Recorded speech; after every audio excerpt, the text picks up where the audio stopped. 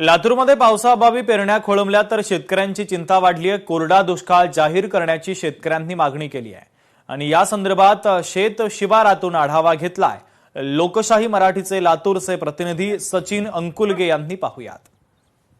सिंहस्थ कुंभमेळ्याची कामे नाशिक शहरामध्ये मोठ्या प्रमाणामध्ये सुरू आहे आणि या सगळ्या पार्श्वभूमीवर नाशिक त्र्यंबक रोडवर हे काम सुरू करण्यात आलेलं होतं। हा संपूर्ण रस्ता काँक्रिटीकरण करण्याचा जे काम होतं ते देण्यात आलेलं होतं। मात्र या ठिकाणी निकृष्ट दर्जाचं काम झाल्याच्या ज्या तक्रारी होत्या त्या नागरिकांकडून आलेल्या होत्या। या रस्त्यावर जर आपण बघितलं तर अक्षरशः तडे गेलेले होते आणि या प्रकारच्या तक्रारी नाशिक महानगरपालिकेला प्राप्त झालेल्या होत्या। त्या अनुषंगाने ठेकेदाराला नोटीस देखील बजावण्यात आलेली होती।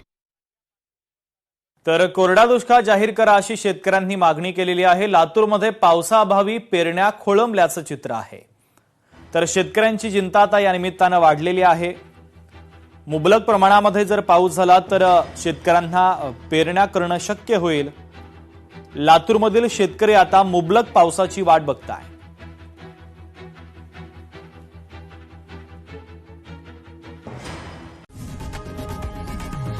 लोकशाही मराठी ऐका, पहा, जागरूक रहा।